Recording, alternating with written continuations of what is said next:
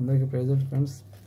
ఈరోజు మనం చదువుకుపోయే దేవుడి వాక్యం, నీవు నడిచినప్పుడు నీ అడుగు ఇరుకున పడదు, నీవు పరిగెత్తప్పుడు నీ పాదం తొట్టిల్లదు. సామెతలు 4:12.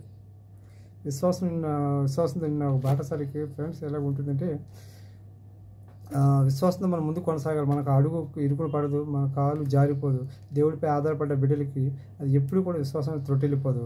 బయట ఫ్రెండ్స్ కొన్ని గేట్లు ఉంటాయి, అవి ఆటోమేటిక్గా కారు వెళ్తున్నప్పుడు ఆటోమేటిక్గా గేట్లు తెరుచుకుంటూ ఉంటాయి అన్నమాట.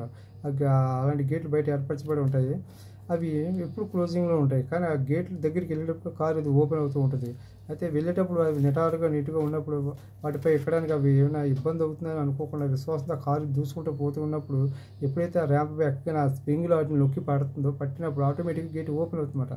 ఆ గేట్ ఓపెన్ అయినప్పుడు కారు దూసుకుపోతున్నట్టుగా విశ్వాస జీవితంలో కూడా దేవుడిపై మనం నమ్మకం ఉంచుకొని చేసే ప్రతి పనిలోని యథార్థంగా భయభక్తిగా చేసుకుంటూ వెళ్తున్నప్పుడు ఆత్మీయ జీవితంలో మనం కూడా విశ్వాస యాత్రలో కొనసాగడానికి ముందుకు అవకాశం ఉంటుంది.